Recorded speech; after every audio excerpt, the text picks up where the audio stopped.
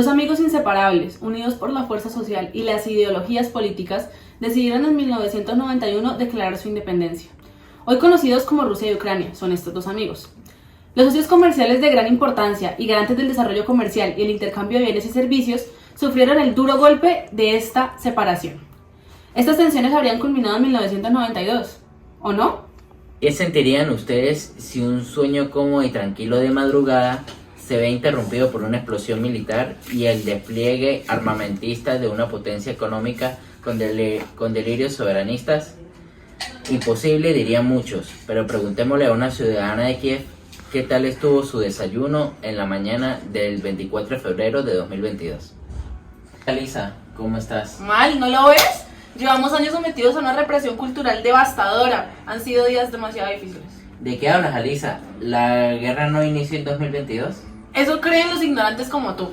Pero su origen inició en el gobierno de Víktor Yanukovych y decidió amigar de Rusia y abandonar la posibilidad de unirse como miembro asociado a la Unión Europea. Sorprendente. Espera, porque eso no es todo. El inepto presidente Yanukovych fue destituido en 2014 por el Parlamento, lo que ocasionó un descontento en la Rusia de Putin, que ni corta ni perezosa desplegó desde Moscú un ejército militar en la península de Crimea y apoyó la salida de los ciudadanos prorrusos y opositores del gobierno ucraniano de ese entonces. ¿Y cómo ha afectado económicamente eso? Chamín, sufrimos escasez y encarecimiento de los recursos energéticos, especialmente de lo que es el gas. Vivimos la inflación más grande de la historia, no hay oportunidad de empleo y el comercio internacional está bloqueado por las restricciones y obviamente la incertidumbre. He tenido la oportunidad de ver cómo se ha evidenciado la vulnerabilidad y la interdependencia de las cadenas de valor globales, así como la necesidad de diversificar las fuentes y los mercados. Las guerras no son una condición exclusivamente monetaria, sino una polarización y una radicalización de las opiniones y las actitudes. Mostró en nuestra tierra la falta de diálogo y el poco respeto que hay hacia la diversidad étnica, lingüística y también religiosa, así como la necesidad de promover la educación, la tolerancia y obviamente la reconciliación. Gracias, Alisa, por contarnos tu experiencia. De nada. Esto nos deja ver la grave ruptura entre Rusia y Occidente, traducido en una escalada de tensiones militares, sanciones económicas, aislamiento diplomático y una nueva carrera armamentística, lo que se supone un desafío para la seguridad y la estabilidad de Europa, que se ha visto obligada a reforzar su defensa común, su solidaridad con Ucrania y su autonomía estratégica. Para entender mejor la crisis de Ucrania tenemos a nuestro experto mercadeólogo, el cual nos va a explicar dos escenarios a través de un análisis Pester.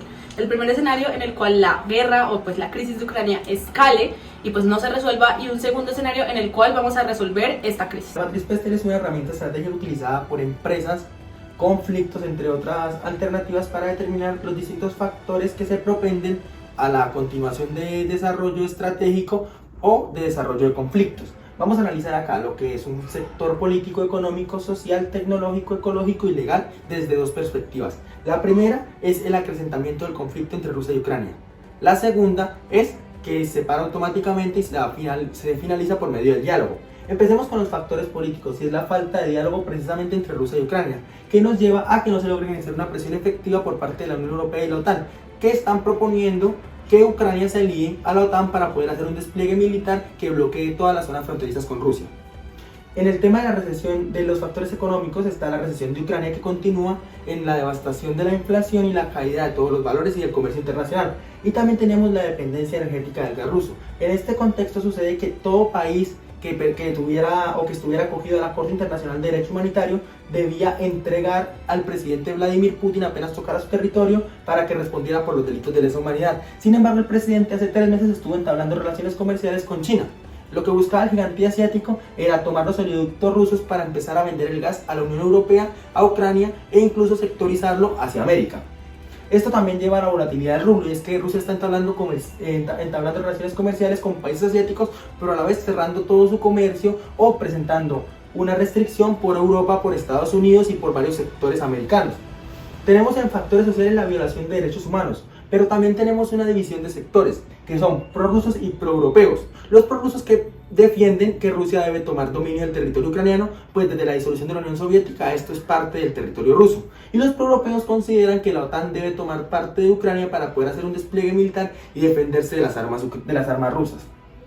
En los factores tecnológicos ya no tenemos un conflicto exclusivamente terrenal y aéreo, pasamos a un entorno ciberespacial. ¿Por qué? Porque con el avance de las nuevas tecnologías, los gobiernos rusos van a tomar dominio del internet para poder acoplar y hackear las páginas de gobierno ucraniano para empezar a atacar desde la medida por la tecnología.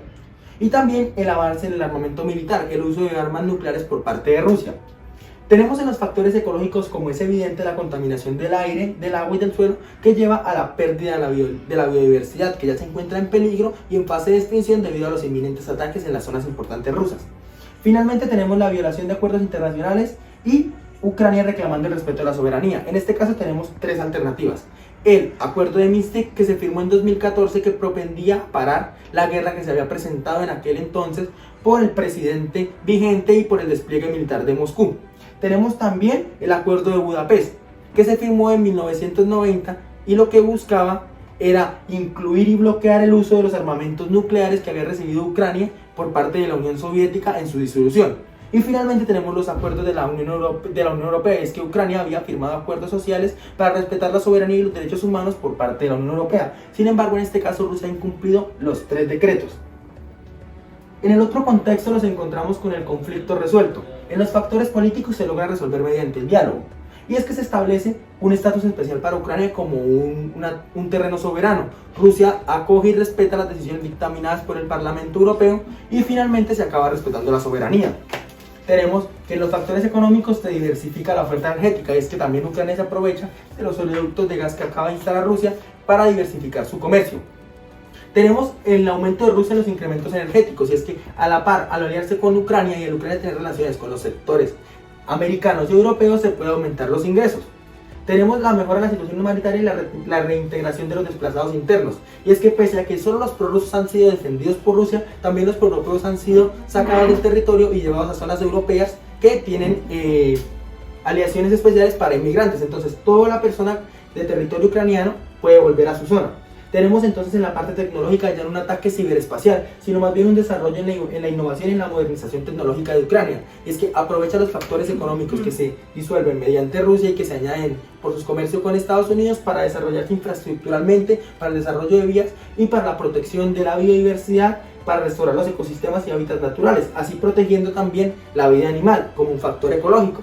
Y en el aspecto de factores legales es que se cumplen los protocolos de Minsk o el acuerdo de asociación entre Ucrania y la Unión Europea. Esto con la finalidad de que Rusia se acoja a la normativa internacional y posteriormente que Vladimir Putin responda por los delitos de lesa humanidad que ha cometido, que es lo que está buscando la Corte Internacional de Derecho Humanitario. Desde la perspectiva de los negociadores internacionales se parten con alternativas como el fortalecimiento de la cooperación económica y energética entre Ucrania y la Unión Europea, así como los otros socios estratégicos, para que se pueda reducir la dependencia ucrano-rusa y diversificar las fuentes de ingreso. La Unión Europea ha sido el principal donante y socio comercial de Ucrania desde la crisis, y es que no solo ofrece asistencia financiera, sino que también técnica y humanitaria, así como facilita el comercio y la inversión. Además, la Unión Europea ha apoyado proyectos para que se pueda desarrollar la eficiencia energética y el uso de energías alternativas renovables para la integración al mercado europeo.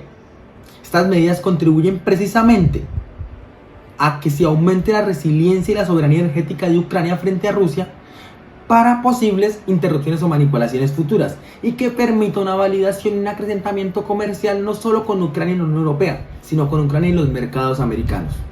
Cabe aclarar que se debe establecer un diálogo multilateral entre Rusia, Ucrania, la Unión Europea, Estados Unidos y claramente la OTAN, con el apoyo de las Naciones Unidas, para abordar las causas y consecuencias de esta crisis, así como las demandas y preocupaciones por cada parte que está involucrada. Este diálogo debe buscar una solución política y diplomática que respete la soberanía e integridad territorial de Ucrania, así como los intereses legítimos de seguridad, pues también de Rusia.